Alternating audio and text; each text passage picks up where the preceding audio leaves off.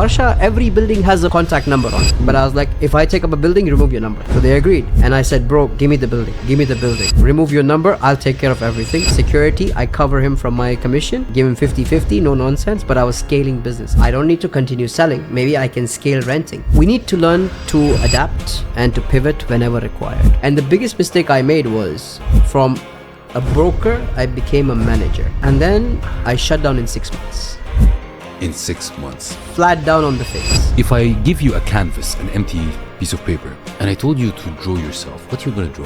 Probably try to draw a building. Real estate. Finding a client is tough. Getting a referral out of the client is tough. And having continuous business is tough. The reason why I say it's tough is because, you know what? Zoheb Shiraz is not only one of the top 5 most followed real estate influencers in UAE. Starting his real estate journey in 2005, Zoheb Shiraz has worked for the biggest agencies, built a personal brand around his passion for bikes and luxury cars, and launched Bull and Bear Properties. You started your career working with agencies. Then afterwards, you built your own agency. What happened in this transition? Once I left the previous company,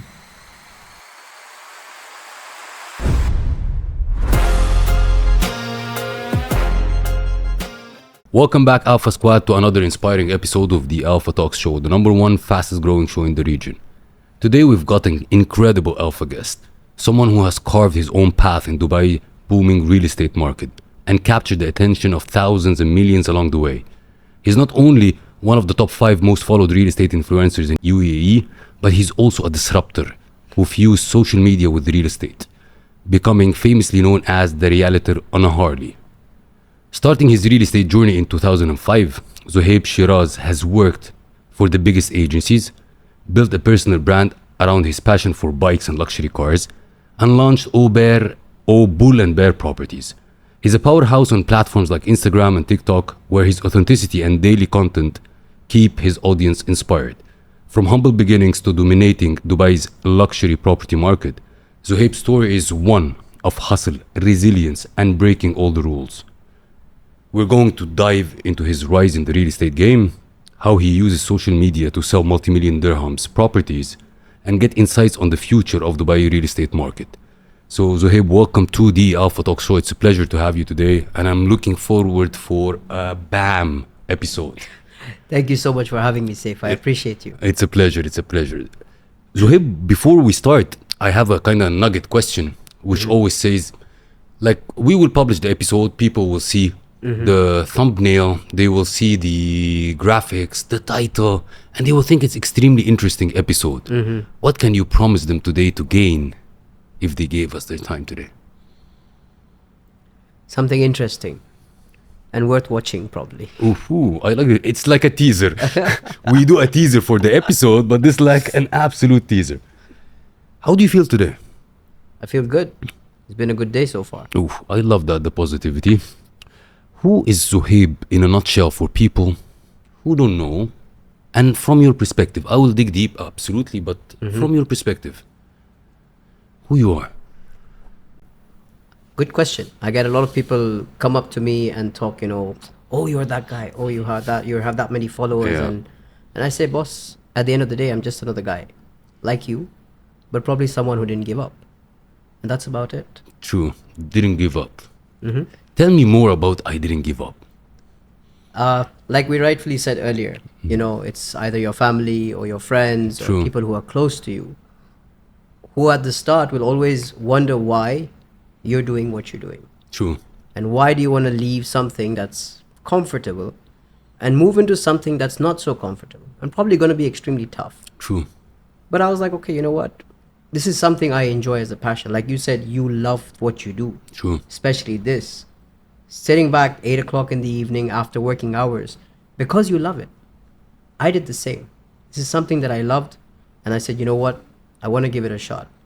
And not because it's a booming market now or whatever it may be. I've been in it for a while. It's the connects that I'm able to make. I love it. That is something that has really fueled me and kept me going at the same pace I do, if not pulling up the pace notch. And that's the main reason why I do this. How did you manage to get into real estate? Majority of people sometimes get into real estate because they come to Dubai. They see that's the only place where they can make money. But it's not that easy. It's not that you jump into the real estate market and you make money. What happened that made you, okay, I'm going to go to real estate. I see I can make an impact over there. It's a long story. I'll try to make it as short as possible. I was a kid. I was 23, 24. Dropped out of college, hanging out at my friend's house. And the family's pretty influential. They're from India, and they're pretty well-to-do. The son of the guy was my best friend. So we were hanging out, having a couple of drinks in the evening at their place. And I hear the father and his friends chit-chatting about something that they could not acquire. I decided to leave my group and I walked up to them. And I was like, boss, what are you talking about? They wanted a land parcel in a very prominent waterfront area of Dubai. Okay. Back in 2005. Oof. Okay, and I was 23, 24 years old probably. When the uncle first looked at me, he smiled and then he told me what he wanted. I said, you know what, let me give it a shot. I'm anyways doing absolutely nothing with my life. For a while, he was a little confused, like, what's this 22-year-old going to do? But I said, you know what, let me give it a shot. He said, okay, fine, what do you want? I said, give me some kind of proof of payment that I can showcase to get my foot in the door. He said, fine. At that time, he wrote me a check of $500,000, which I took to the developer's office. For 3 months straight, every morning, 6 a.m. to evening 9 p.m. No way. Just to find the right person who would be able to give me that parcel of land. Because he's a developer. I was not able to find the right person. 2.5 months in, I was giving up. And I was like, you know what? It's not going to work. Last few days, I found the valet guy outside while I was having a cigarette. And he's like, why do you keep coming here every day and sitting here and you go back home? Like, what's wrong with you? I said, no, one of my uncles, he wants this and I'm unable to get it. And I've been coming every day, talking to the randomest people, you know, trying to get my way through, even bribed a few guys at the time. But he's like, oh, you're talking about this guy. I said, oh, I'm glad you know him. He's like, oh, I know him. I park his car every day. Ooh. I said, interesting. So at that time, what I realized was just showing up is quite important. And then he's like, okay, you know what? I could do something for you. And at that very moment, I'm like, listen, buddy, I don't know how much money I'm going to make on this, but whatever I make, I'll split. 50-50. Right away from the beginning. No nonsense. Wow. So he's like, okay, fine, done deal. Come tomorrow morning, 9 a.m. here. Okay, done. Again, same 6 a.m. I was there. I didn't wait till 9. He shows up. The guy pulls up in the car. He speaks to him for 2 minutes before hopping into the car and going to park. Okay. He comes to me. He's like, bro, meet me inside sharp 9:30. He's called us inside.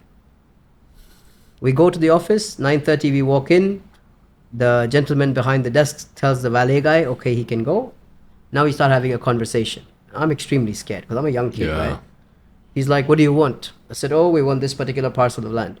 He's like, that one belongs to somebody who's not willing to give it up or someone in a good position or in a very, very, very high position. But I have something I can give you on the side, just next to it with a better positioning where the structure your uncle wants to build will be much better in terms of views, appreciation, blah, blah, blah. I said, okay, fine. Let me have a look. What have I got to lose? Almost giving up anyway. True. I took the documents, went back, explained it to my uncle. He was adamant. He's like, no, I want exactly what I want. I said, wait, let me explain to you what the other guy told me. Now, this was not a sales pitch. I was like, listen, if you don't like it, we ditch it, you know, it's okay. Sat him down, showed him the drawings. I understood nothing. Whatever the guy told me, You just I just replicate copy-pasted it. He saw it. He's like, this guy actually made sense. You know what? Let's go and close it. We'll take it. Went back to the office, finished the transaction. 2 months later, I received a commission check of 150,000 dirhams. Bam. Changed everything.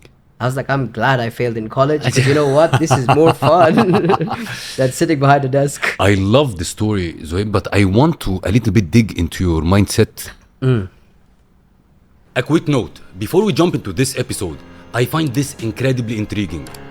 On the back end of our YouTube channel, it says around 75% of you who watch this channel frequently over the lifetime of this channel haven't yet hit the subscribe button. I just wanted to ask you for a favor. It helps this channel so much if you choose to just subscribe. It helps us invite guests that give you great value. It helps us scale the production and as well makes this show bigger and bigger for you. So if I will ask you just one favor, And if you enjoyed the previous episodes and you're currently enjoying this episode, could you please hit the subscribe button? I love your support. It's incredible to see all your comments and engagement, and we are just starting. I can't wait to go on this journey with you. Thank you so much, and I will repay this gesture by making sure that everything we do on this show makes it bigger, bigger, and better. I'm committed to do this promise. Do we have a deal? Thank you so much for subscribing. It means the world to me. You said something very interesting. For 3 months, you were going every single day, 9 a.m., 6 a.m. 6 a.m. to 9 p.m. to 9 p.m. And you didn't back off. 90% of people will go 1, 2, 3, oops, I lost it. There is no opportunity. And they will leave. What kept you? I'm going to get it. That's a mindset. I think it was just trying to be consistent. This is what I do even today. No matter what happens, no matter how I feel I'm going to fall sick, if I start feeling an itch in my throat, I know it's not cool, but I start hitting myself with tablets because you know what? I don't want to get into bed. I want to stay out even for 3 to 4 hours. I've been consistent from day one, and I've tried to keep being consistent even till today. Wow. And it's been with you all this. That's in your DNA. I suppose so. You could say that. Then what happened that you carved a personality on the internet and in social media?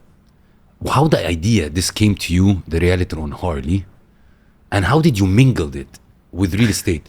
That's why before we start shooting, we were discussing like, okay, Dubai is a market that's extremely competitive, thousands and thousands of agents, but you managed to carve a place for you. How this idea came to you?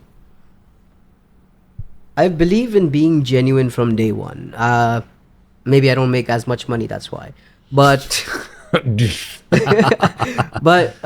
I've tried my best, even from the very first clients to all the clients that have come till date. I try to never sell a product just because it's the hype or it's the way the herd is following or the sheep are going. I always try to do a little more research and try to find why this over that. Yeah. And I've implemented that even in my business from day one. I believe that genuinity goes a long way. If I try to cut somebody off today, like they say in our industry, go out, cut the meat, bring it back home. I say, if I do this, then I have to go out again the next day as a scavenger. True. And go find fresh meat. Why would I want to do that? True.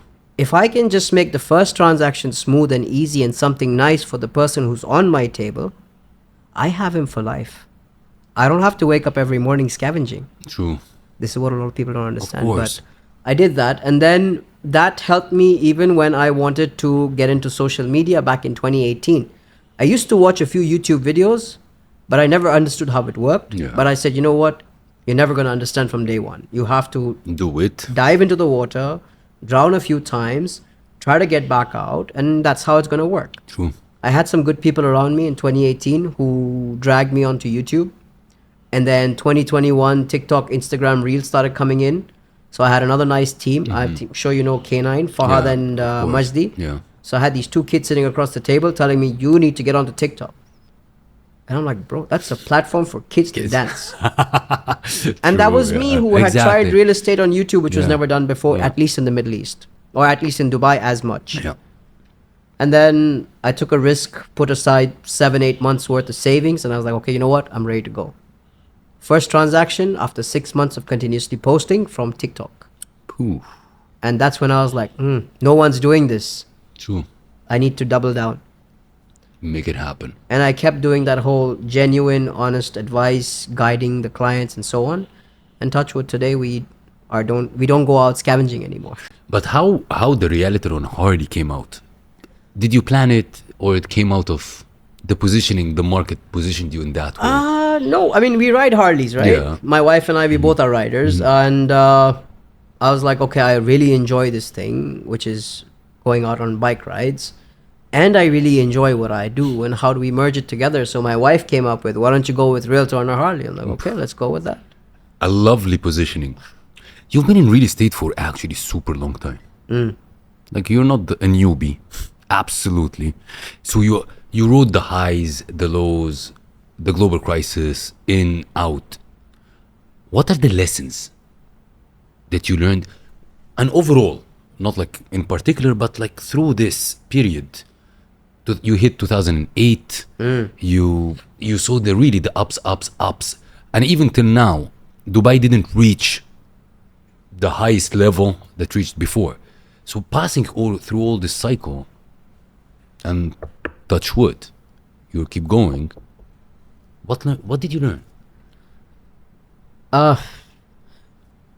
Many a times we are not willing to accept change. Many times. And it's difficult to accept change because you know what? I'm comfortable. True. And every businessman, I took myself as a business owner from day one. I said every agency I worked with were my partners. I never took them as my bosses or whatever because, hey, whatever I bring to the table, you bring some to the table and we eat together. True.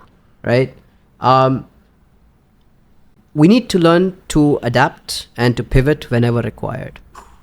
I love how you said it. Correct. And this is what a lot of people don't do. And that's what I tried to do as much as I possibly could. 2008, the market hit the dumps. Nobody was buying. No one knew what's a payment plan. It's okay. I don't need to continue selling. Maybe I can scale renting. True. People are going to be able to afford better houses in much nicer locations now because they were living in Sharjah earlier. Now maybe they want to move to Al Barsha. They want to move to JLT. Because you know what? Why should I drive for 45 minutes anyways? I can afford the same rent now which I'm paying in Dubai. Let's do that. And that's when I started picking up areas and I started adapting to that. So adapting and pivoting, I believe, is extremely important in our industry. So from where did you get all these things? Like, first of all, your mindset is unbreakable. Like, which I can see from I the break down sometimes. No, the 3 months of I'm going every single morning to when we hit financial crisis where Dubai was empty. People ran off. You said, no, I will be here. I will pivot. Let me pivot, adapt. From where this, do you believe in personal development? Were you developing yourself or how you're shaped? I need to go to the gym. But nothing, man. I mean, sometimes when shit hits you hard, you either swim or you sink. You choose. Okay, yeah, swimming will be tough. Sinking might be easier. True. But again, like I said, man, I dived into a lot of things. I tried to figure out what's working. I picked Marina as an area first, which was my biggest mistake ever because I was like, you know what? This area is full of agents. True. And there were barely, 30 buildings at the time or maybe 40 buildings at the time. I said, okay, you know what? Maybe Marina's not going to work. Hop across the street, went to JLT. I said, okay, JLT doesn't have enough building, but too many agents. True. What do I do next? I said, let me find an area where there are no agents or less agents. And then I found Barsha Heights, which is back in the day T-Com, and a little bit of JLT. Barsha, every building has a mobile number on a contact number on it. Yeah. So I said, how do I get this off of my back? Because if I bring the client here, he's going to read the number and probably call the landlord and say, I'll save rent, commission. Yeah. So I found one building that did not have it, and it was a commercial building, and I had never done commercial. Same time I discovered Dubizzle, when Dubizzle was nothing. Yeah. And I said, one fine day, let me try to post some ads. I did that. Next morning, my phone started going crazy. And I was like, this is something, again, I feel people are not doing. And I just started doing that. And then I managed to get an entire building rented out, a commercial building in Al Barsha, which I worked very hard on, just behind Lulu. And the landlord loved it. And then he started offering me his other buildings. But I was like, if I take up a building, remove your number. So they agreed. And then using that as my performance, went to other landlords in Al Barsha and Barsha Heights or Your T-Com. reputation. And I said, bro, give me the building. Give me the building. Remove your number. I'll take care of everything. Security, I cover him from my commission. I give him 50-50, no nonsense. But I was scaling business. I was taking home, I think 50 to 60,000 every month just from rentals. Wow. But that time there was no property finder or whatever. True. So Dubizzle adverts listing was 2 minutes. Quick description, location, done. Finished. I love that you love testing and you really jump to swim. You started your career working with agencies, correct? And then afterwards, you built your own agency. What happened in this transition? Why you decided to go on your own? Because the other one is hell. to date, Like, if you will come and tell me, no, it's not hell, it's hell to date. I know. I always knew running an agency is a nightmare because us as agents, we are lazy sometimes. And I understand why we're lazy because we also put in the time. True. But for the guys only who put in the time. I also understand that the industry is tough. And once I left the previous company, I never wanted to open up an agency. Oh, absolutely. It wasn't on your radar. No, because just after the global economic crisis in 2009, I opened up shop as well at that time. Oof. Being in the industry for 3 to 4 years, small office space, hired agents. And the biggest mistake I made was from a broker, I became a manager. And then I shut down in 6 months. In 6 months. Flat down on the face. What was the problem, the mistakes so people can relate to? I stopped doing my What- business. True. I became the manager. True. And I thought, okay, you know what? I will feed my agents with all this information and value. And not everyone works the way you True. want to work. And I realized that, you know what? I'm drying out my bank account. True. And I did. And I shut shop and I went back to being a broker. Now, again, when I left my last agency, I was without an agency to work with for almost 3 to 4 months. I was doing my business, but I was on my own. Okay. And my wife was after me. You need to start shop now. And that's it. We never look back. Wow. Today it's been 2 years. I love that. How now, like with all the industry, kind of extremely competitive, with a lot of agencies, like you can put S's next to whatever. How do you differentiate yourself? Like, how do you stand out? Is with your being genuine, being authentic, caring about the customer? Because a lot of here is like, I believe it's hit and run. So that's how you differentiate. I tell my agents only one thing. And I tell a lot of agents who DM me every single day that, boss, if you take care of your client, they will take care of you. Period. Finding a client is tough. Getting a referral out of the client is tough. And having continuous business is tough. The reason why I say it's tough is because, you know what? 6 months down the road, the client wants you to go pick up a payment. Go pick it up. True. He bought with you just to expect that you will make his life easy. But what people start doing is, oh, I need a management fee. 5% of the annual rent. I understand that's money, that's bread coming home, no doubt.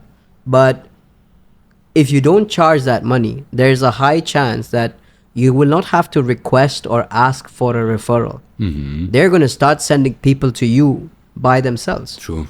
They're going to appreciate the fact that you don't charge an additional fee for all this little headache work that you do, which you can literally send a Kareem box for 30 dirhams to go pick up. True. A check, a statement of account, a sale purchase agreement, or whatever.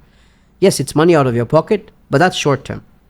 If you think on the longer run, when a client recommends you to another client, 50% of your job is already done. 100%. Even more. These are a few things that I feel that people don't realize. And I think if people just did that, life would be so much easier. Yes, it's hit and run for a lot of people, but I push my agents. I said, no, client asks you to pick something up, go get it done. Because you know what? Build a relation. The next time he wants to buy, there is no one else on his speed dial except for you. True. And these kind of people, if you give them the right product, they're going to keep buying. How can people understand this thing more deeply? Like if I ask you, what is percentage of referrals in your business? So people can like, ooh, referrals is important to build a relationship with client is important. Referrals, basically your client advising or recommending you to the next person in his group. Because bear in mind, if you have a client whose caliber is 10 million and above for any product, all his friends are the same. True. So that's easy, free business without any headache. You don't have to go and scavenge for these guys. But like how much, if I say percentage wise, like it's more than 50% is referrals? In terms of what? In your business, in your, Right. yeah. Is it more than 50% or it's like less? Depends. I mean, how many clients you've got. If you've got a big chunk of clients, then of course 30 to 40% will come from referrals. And that's a lot of money. True. And that's a lot of easy money that you can get on the table without doing much. Zoheb, you know, before we spoke, before we started recording, we were speaking that in a way that becoming a real estate broker or agent in Dubai is anybody wants to be it. Like I used to be whatever X, and now I became a real estate broker. That's a tough job. And just to make sure that people understand how tough it is, just in a simple way, can you take us on a journey of a real estate sale with a client? Like, first you try to find the client, because I want people to get value as much as possible from our conversation. It's getting the lead. It's always a problem of getting a lead, or the hunt. Like, here's the customer, you have hundreds and hundreds of agents sending brochures. The WhatsApp, the calls that I get per day is ridiculous. Ridiculous. I know. How do you get the leads? Or how do you advise people starting their journey in real estate now to get leads? Honestly, man, Saif, it's not rocket science. It's very simple. The problem is that we become dependent on people. Oh, I joined a big company. I'm going to get amazing leads. I'm going to close deals. I'm going to make money. But it's literally out there. You could open up Facebook networking groups. You could open up Dubai calendar and find an event. You could go to a crypto event. You could go to a networking party. I don't know. You're single. Go to a couple's hooking up party. I don't know. Whatever.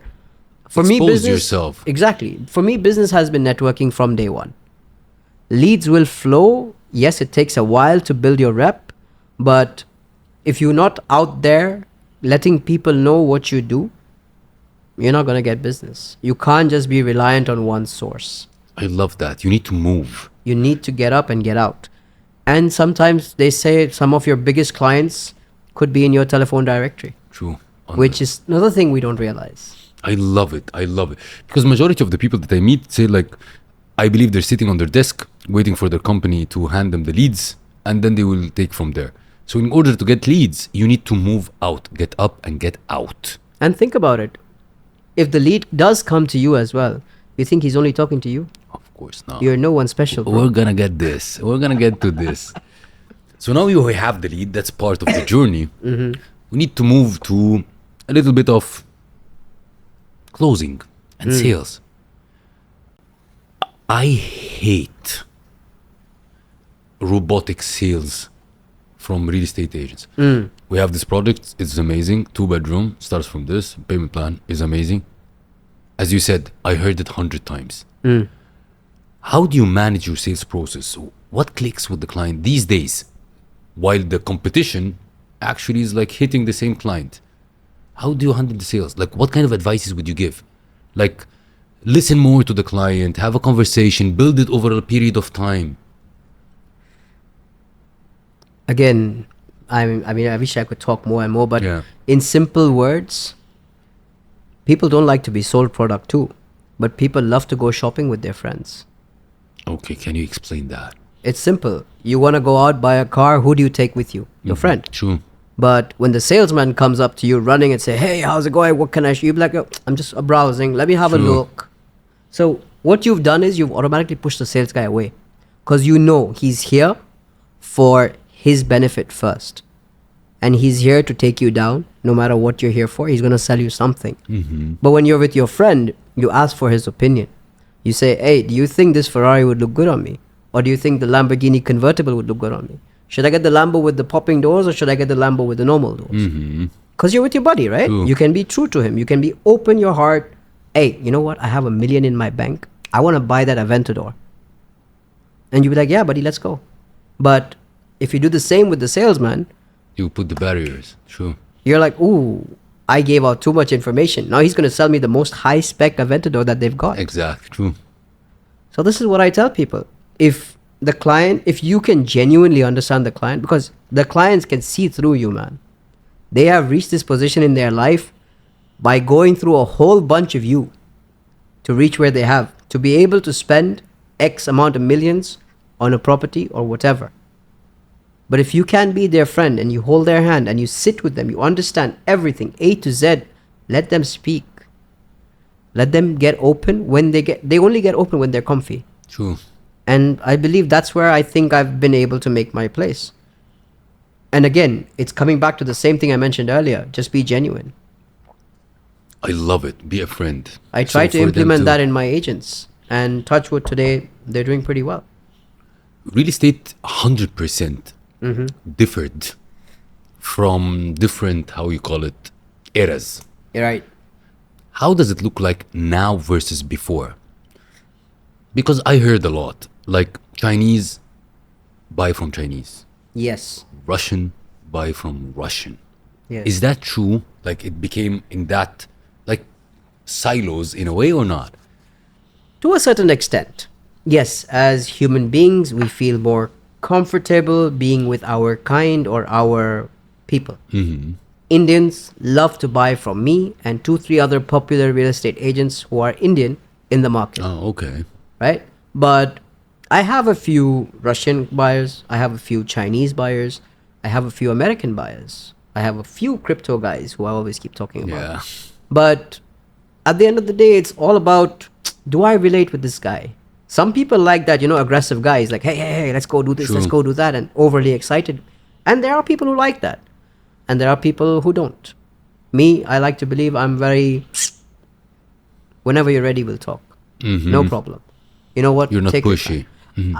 I haven't gained anything out True. of it. So why would I want to push somebody? I know the second someone pushes me, I'm like, close the door. Oh, done. True. Thank you. I'm done. I'll make my decision when I want to. And I realized that with a lot of people. And it works. So yeah, there are certain people, there are a big group of people that do like to work with just their nationalities. But there's always exceptions. But a question in this, because is this a real estate related thing because it's a big purchase? Which means like, let's say I'm an Egyptian, okay? When I'm starting my real estate career, do I target Egyptian Arabs? Or like you tell me like safe expose yourself as much as possible and you see what's gonna happen. Because I see it only in real estate. Like if you're buying a car, you buy it from whoever, correct? If you're selling whatever products, I'm selling online courses, it doesn't matter. Like I'm what kind of nationality versus why it's in the real estate, because it's absolutely a big chunk of your money, which is a big investment. So you need 100% kind of, I would not say correlation, relation in a way. I've been always trying to crack this code. I mean, you can even buy cars the price of a house today, right? Yeah, true. So I guess that I love doesn't- even correct, but you don't buy it from the same. Yeah, true. Exactly. I don't know, man. I guess the people who are into real estate and buying asset classes of this magnitude, I think they just want peace of mind. Hey, he's my guy. I can call Yeah, him whenever true. I want. If I call him at 3 o'clock in the morning, I know he'll take my call. And you know the cultural thing. You know the Correct. You whatever. understand True. their vibe. You understand where they come from. You understand what they do, how they like things. And like I said, nationality doesn't matter as much. True. Bro, I've been watching you for quite a while, and I love a tangent that you usually speak about, which is rent versus buying. You do the calculations, you F people brains, and like, poof, here you go. Look at the numbers. Numbers are facts. Tell us more about this. You talk about the cars, the houses, the rent versus buy. Tell me about this. It's something, again, that's not been put out. It's there in front of us. True. You could literally go onto Google and read everything that you just heard in my video a few minutes ago. True. But it's about bringing the awareness. That's why I do what I do. I mean, I put out things, I do comparisons. I say, don't buy this watch, buy this house, put a down payment, whatever. Because I myself have started my journey that way. I used to buy, I still do, and I used to buy properties off plan, utilizing the payment plan from the developer. Right? Back in the day, we used to have 5-year post handover from big names. Yeah. And things like that. So I was like, you know what? Maybe the first few years, I'll have to live conservatively, but then eventually I can scale. Started doing that. I started buying properties, and I still do that. And I realized, I'm like, you know what? This is free money. True. Yeah, first 3 years, I didn't go out every weekend. I went out once in 3 months. I can still get whatever I want, get a beer, whatever at my house, and I can have a drink with my wife, chill, watch TV. True. But 3-4 years down the line, once everything started showing up and I started collecting rent, and I'm like, I didn't really have to do anything for that. Yeah, that money would have either been sitting in my bank True. and Or maybe getting spent. 2%, 3% interest, but with inflation, I'll probably lose that. But over here, I compromised for 3-4 years, and now I'm getting money for nothing. True. And I was like, I should just tell people that, because you know what? Stop wasting money. Buy a house, sit for 3 years, make rental returns, pay for your kids' school fees. You could do so much. I love it. Not a lot of people talking about this. You even took it towards cars, towards the level of car. Why you freaking buy lease? And it's absolutely, I 100% agree with you. But why you're touching base on this, even on the cars? Even on the cars. I had so many people come at me that, hey, why are you talking bad about this car and that car in particular? Yo, I have been a car fanatic since I was a kid. And it's my dream to one day own a 355, even though I know that will break my bank. But I like to target different audiences. True. Sorry for my words, but these are guys who have disposable income. And you know what? I know it's going towards real estate. It's just not going with me. True. So you know what? Let me try to find a way to attract them to come and work with me. And touch what they do. A lot of people. Harley Davidsons, super bikes, Ferraris, Lamborghinis, you name it. Crypto guys, all of them. I just try to hit them, and I relate with a lot of people in there. True. The ones who work with me understand where I'm coming from. Yes, they sit me down and say, you were making fun of the Ferrari that I own. I said, boss, you know the whole idea. The whole idea was to bring you here and make you buy something. And they understand that, and they relate with it. They True. say, you know what? I like you. It's okay. Let's do business. So if we look at Dubai real estate now, and people are looking to invest, because again, since every second person is an agent, and every second person is an agent online, putting out their own views as a trustworthy person, where is Dubai going with real estate? Where are the areas that people should look at and invest? And you personally believe, because I know you are a genuine person, so Thank you. what are the areas that people should look at? Firstly, I'll highlight that I believe everyone has their rights to want to make money, do whatever they like, how they wish to promote, sell real estate, whatever. So you know what? More agents, no problem. Times are good, you will make money. Times are bad, you got to sustain. True. And you got to ride the wave.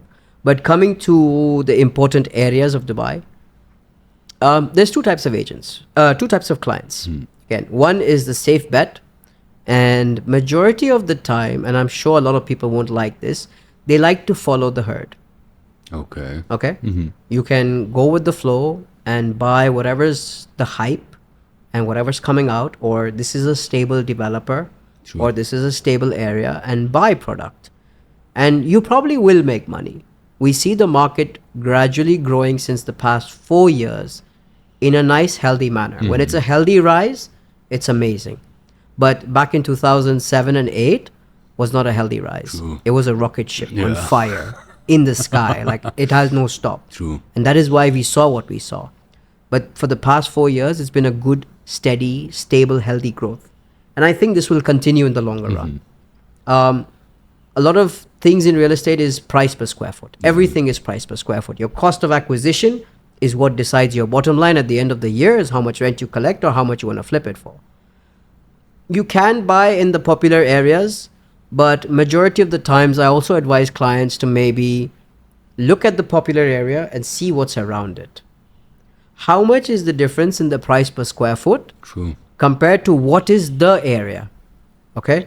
And if that falls in the vicinity of 2-3 kilometer radius, what are the USPs that will help me bring this investment at least not in par, but at least 50% up in comparison to what's there in the neighborhood as a domino effect?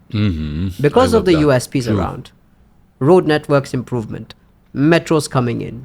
Dubai government has very nicely put up the DDA website, right? You can actually see what's going to happen over here, which building plot is there. Is something going to block my view or not? All this information, again, is available online, True. right? Transparency. True. Yeah. And this is what we love about Dubai. And that is why we see the growth happening. So maybe don't go with the flow of where everything is going. It might be difficult, it might be tough, but look at some areas in the neighborhood as well. They stand a good chance to make appreciation. Okay. We're getting a lot of information like, okay, go to Dubai Creek. Palm Jumeirah, Dubai South. Where do I go? Where do I go at the end? You know, every period of time, there is a particular areas that pops up. And from the level, number one, somehow you lose trust because somehow the developers motivate agents to push for a particular thing. And then at the end of the day, the client is the one losing. I would say it in that way. 100%. Which we see a lot of areas that are developing. And if somebody listening to us and said like, Zoheb, help me. I'm already fragmented from the directions that I'm getting. Go to Dubai Creek. No. Jabal Ali, it's a catch. No. Dubai South, the Maktoum Airport is unbelievable. What kind of recommendation do you have for the people? Especially making such decisions. You know, there are people who are loaded with money. That doesn't matter. One of them will pick up, Dubai is growing, it doesn't matter. But the people who are, I would say like, not super duper, they saved and they want to put the investment in the right place. I will not be able to highlight or not highlight certain areas because I don't want criterias. Most importantly is as an investor, you look at if I put $10, am I going to make $2 or am I going to make 20 cents to the dollar? Period. Okay, if this cup is with Safe for 150 dirhams, fine. Zoheb next door is selling another cup for maybe 80 dirhams. Why? Let me go see his cup. Safe is popular. I'm just using it as an example, yo. Yeah. Zoheb may not be as popular, but let's go see his cup. Go see his cup. Oh, it's better quality. It's better finishing. Maybe Zoheb needs to do that in order to compete with Safe. Because maybe Safe's product sells easier at the price that it sells. Because Safe has a name. Safe has built himself. Safe has reached to a certain level. But you know what? There's other product around that is better quality, that has better finishing, that delivers earlier, or whatever reason. And maybe there might be things around what Zoheb is offering compared to Safe that could help me raise the price of what I'm just buying from here. Don't mind me. I'm just using it as an example, bro. Yeah. But you get the idea. There are things that you can look around in the vicinity, and that could really, really help. And I've gotten into trouble earlier for voicing my opinion, and that's the only reason I can't do it. So I don't want to do it, and it jeopardizes my agents as well. You know, so I got to look out for that. Of course. If we're talking about agents now, that spread it across the market, and I would say like starting agents now, because now it's a hype. Everybody sees the Dubai real estate market is going up, so everybody's interested to jump in. What kind of advices would you give to the new ones, especially in the skills that they need to develop? Or what traits they need to have? You've met all kind of type of clients over your journey. What kind of skills? I'm a guy that I'm a strong believer in personal development. 100%. So I develop myself in particular things that fits what I'm doing. For a real estate agent, besides the lovely suit, the amazing dress wear, let's talk about a little bit of solid skills that they need to develop. What are they? Like you said, personal development is extremely important. Learn how to speak to people. And more important than that, learn how to hear people. Like genuinely hear if you are here to help and manage in the longer run. Because just selling a property is not the transaction. There has a lot more after that goes on where you can continue to make money. True. Right? The client wants to flip it, the client wants to rent it, short term, whatever. More than that, do a lot of studying of the market. Open up Google Maps. It's there. Open up Google Maps, check what's going on, open the planning website by the Dubai government, and before you recommend a product at a particular price for any client, see what's going to happen. Is he buying it at the upper end? Is the developer too greedy? Have they raised the prices too high? Does that really make sense? Yes, commission is nice, but... Again, you're building a relationship. And relationship, yes, but that relationship goes a long way. True. If, like I said earlier, if you sell one product to one guy, and bear in mind, if his apartment or his villa was worth 5 million, his entire circle has that kind of money. True. They're all going to come to your table, man. Without you having to ask for it. True. So just do a lot of research. That's what I try to do majority of the times. If you come to my office, I have this 8-foot wall that is a huge map that spreads from one corner to the other corner. Knowing every single inch. Because at the end of the day, if he doesn't make 20 cents on his dollar, he's not coming back to you. True. I love that. Zoheb, I'm going to ask you a very honest question. Mm-hmm. And I want you to answer honestly. What is the main challenges that you face in selling real estate? It's okay, it looks bright from outside being an agent, but of course comes with hell inside. What are the main, I would say like top 2? Selling real estate or running the shop? No, wait, we didn't come to the running the we were shop. just talking about selling. Yeah. I think the biggest struggle I find is just trying to find the right product Okay. at the Nice. right price.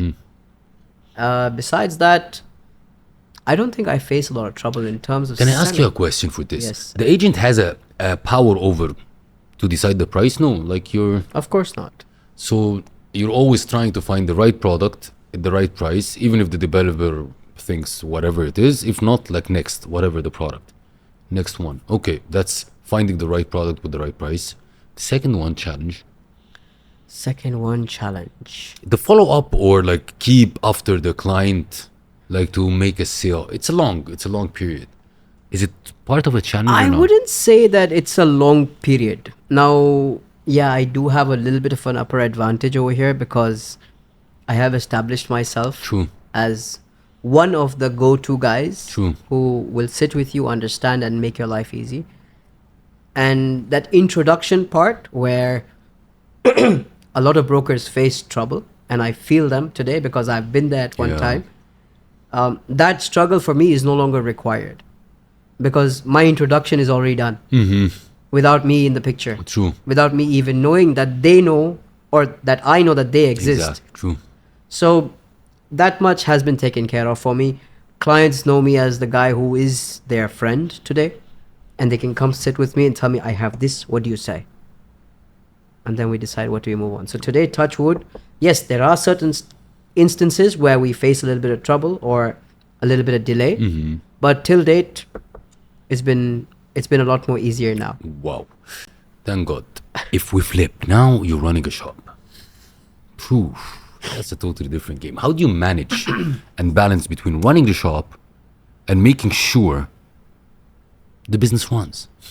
Because you love the sales process. And somehow when you're running the shop, of course, part of it, you will detach yourself from the sales process and you will start to work with particular clients, your referrals, your... Tell us about this, the challenges of running this. I really wanted to make a video about this earlier, and I wasn't quite sure how the audience would take it because it would probably hit the masses. And I'll just say it.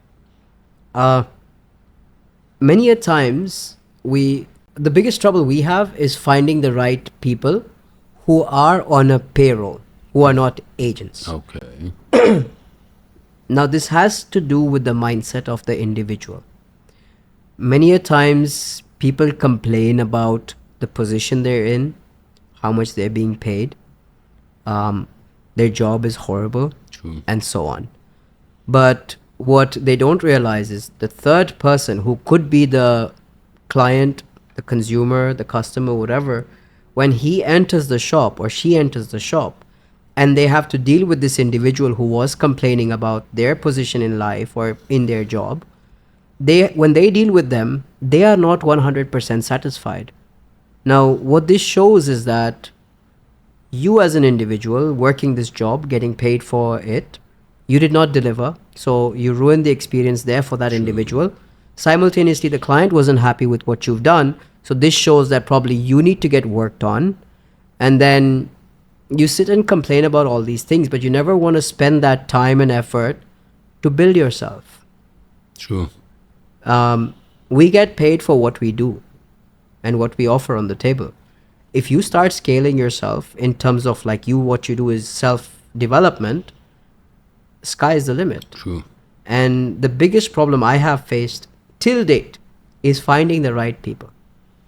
And that is my biggest struggle in my office. Do you hire people for their attitudes or their skill? Like the CV, the experience, or their attitude? Because I usually say, like, we're not psychologists. I'm not here to fix your like historical traumas. No, you're always not happy complainer. Like, I won't be able to help you. So regardless if you're the best skilled person, I won't be able to handle you. I don't have the time. So how do you hire people? The first thing I do is I never look at a CV. Never look. Because you can make up whatever you want on that CV, and I will probably not believe in it. What I like to do is first I will have a conversation with them on WhatsApp or Instagram or whatever. Tell me everything about, just tell me what business you've done, what agency you worked in, and so on. If I like what they have done, then I'll call them in and I'll have a one-to-one. For me, it's important when I'm hiring people, especially agents on the team, I want to see if they are willing to listen, no matter how long I'm talking for. And I do this on purpose. It's a test. I need to understand how impatient this guy is. Are his feet tapping below the table? Is he like eager to speak and not let me continue, and so on and so forth. So yes, attitude is very important. And we just like a very chilled vibe in the office, and we try to maintain that. I love how you said it. Like, I want to check their patience. It's true. It's important. Yeah, of course. Especially in real estate. Like, sometimes processes the client can speak, wants to, and maybe it's even unrelated topics. If you're listening to answer in comparison to if you're listening to understand, it's a huge difference. True. Listening to understand versus listening to respond. Respond, that's the right one. True. Zoheb, if we're talking about, let's say that the market is divided into two. High-end luxury, yes, and mid and low. Like two. The clients are different. Yes. In the way you handle them and you deal with them. Yes. What are the main differences? Like, as a real estate agent, majority of people, I want to go for luxury because I want to get the high commission. Okay, bam. So what is the difference between, maybe you're a good real estate agent, but you will succeed in this part of the market, and it's not bad. You don't need just to shoot for the stars because the percentage makes you blind. Higher net worth clients, who are your luxury clients, are more demanding. Straight up. More demanding. They call you at 2 o'clock in the morning, come outside my house and collect the checks. Don't send a driver. You show up. To that extent. Of course. I work with a few of them who have been childhood friends since high school. Yeah. And I work with some of them who have become friends now over the past couple of years. And for them, it's, hey, I get home at 11 o'clock. I put my kids to sleep by 12. Come over, we'll smoke a shisha, have a cola, and we'll discuss whatever we are buying next. And they're demanding. And you know what? Put on your pants and show up. And these kind of clients are still high net worth individuals, right? Because no one who's bought a house in his own country is ever going to invest in Dubai or in a different country. True. First, they've already got an asset class in their own country, and then they buy in a different country. So even these guys, yes, not majority of the times will they call you at odd hours. Yeah. But demanding in general. Correct. They're not as demanding as the ultra high net worths. Oof. How do an agent decide which market to attack? Or you can work on both? I don't think we're the deciding factor on which market we want to work in. Yes, a lot of brokers come in and they say, hey, I'm a luxury realtor. Yeah. Or I'm a luxury broker. I heard it a lot. How do you label? Like, you only work on the palm and that's it? I have met some agents who have come to a launch of a product and said, I don't like doing this, waking up at 6 in the morning and showing up for a launch at 7 a.m. I only deal in Emirates Hills or I only deal in Palm Jumeirah. I'm like, okay, if you don't want to handle it, give me the checks. I'll get it for you. True. But, I mean, your client is your client, bro. Whatever you get for him and make him happy, that is going to put food on your table. True. Stop labeling yourself as luxury agent or what am I, average agent? Or am I a poor agent? True. Or I'm for the poor clients? No. Your client is your client, bro. Same way with go to Rolex. They have a watch for the guy who wants to spend $1 million dirhams. True, and they have that. And they have a watch for a guy who wants to spend 30,000 dirhams. True. You don't have any of the sales agents telling you, oh, sorry, I don't sell the 30K watch. I only sell the 1 million dirham watch. True. I don't understand the terminology of luxury realtor. Because I heard it a lot and I didn't I'm even sure. I didn't even understand it.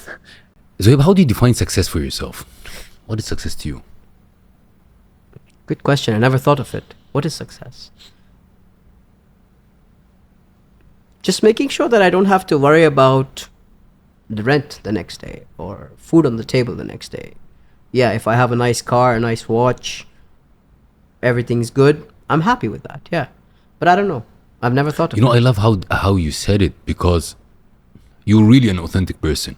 Because 99.9999999% of people, success is freedom. I wake up whenever I want. I come back. You put it in really an authentic man that I don't need to worry about this, and that. Thank you for being open. I appreciate it. Thank you. If I give you a canvas, an empty piece of paper, and I told you to draw yourself, what you gonna draw? What am I going to draw? Probably try to draw a building. Real estate. It's in my blood, man. I don't know why. Real estate. If I come and ask you, what is your favorite failure to date? A failure that you're actually grateful for. Failure that I'm actually grateful for. Taught you a lot. You mean like an experience? Yeah, like for example, like when you said like I opened the shop and I closed in 6 months. I think that's what. I think that was one of my biggest failures. That I opened up shop 6 months, flat face on the ground, shut the shop, and till date, like until 2022 October when I started Bull and Bear Properties, I was still scared. I was like, do I really want to do this headache again? It's too much. And at this time, I was a little popular. I had about 100,000 followers or 70,000 followers. And I was like, bro, now it's going to be either you sail or you sink. True. And if you sink, bro, fuck. True. So yeah, that has been one of the biggest fear factors for me. And if I flip it and I ask, what is your proudest moment to date? I don't know again. You keep asking all these questions.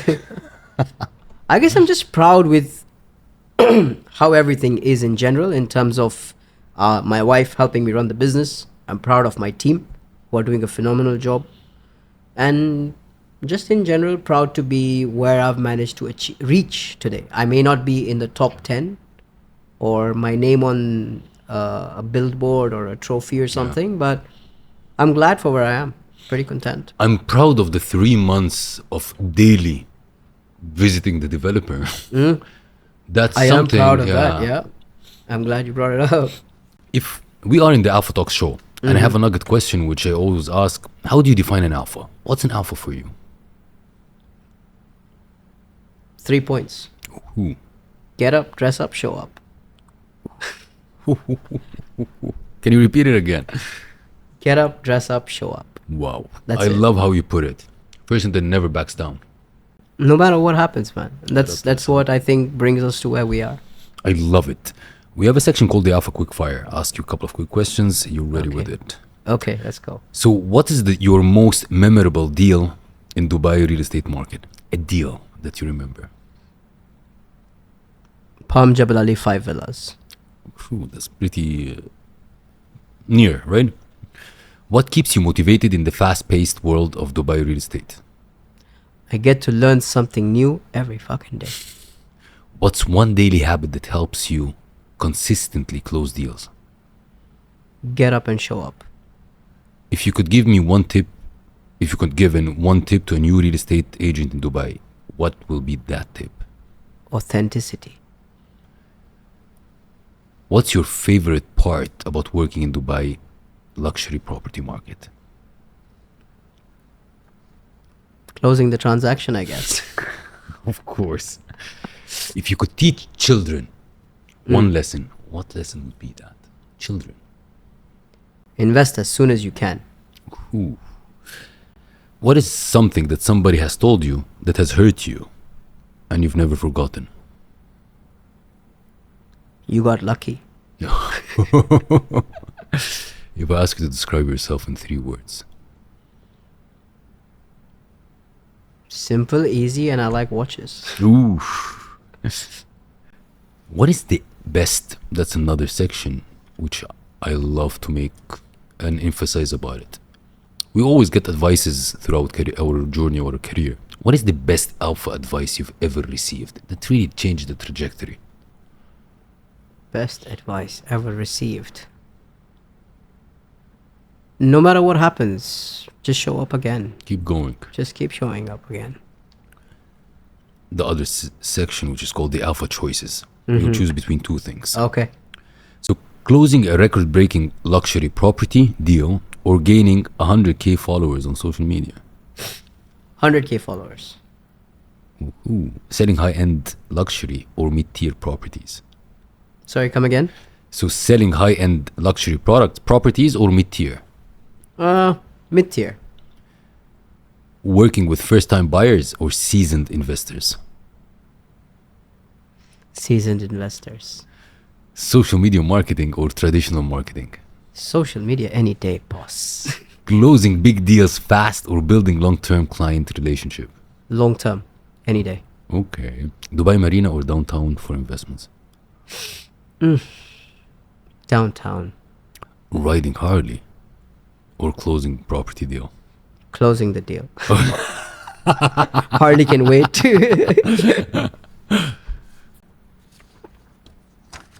What will be your last message you want to leave the audience with today?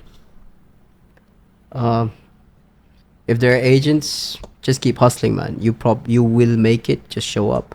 And for clients, good to see you. What is the easiest way for people to connect with you? I am very accessible on social media channels, Instagram, TikTok. My WhatsApp number is there online. And I respond to pretty much everyone as long as you are straightforward about something and not just sending me random shit. Oof, I love that. I will leave all this details in the description for people to get in touch with you. Thank you. We have a last thing in the show. It's called the Alpha Talks Memoir. So the Alpha Talks Memoir is like you write your experience in the show, but that's we do after the recording. And then you write a question to the next Alpha guest. So it's a way of making the Alpha guests connect to each other. They will not know who wrote the question, so you can write whatever you want. Awesome. But that means you will need to answer a question from the previous Alpha guest. So are you ready? Yallah, let's go.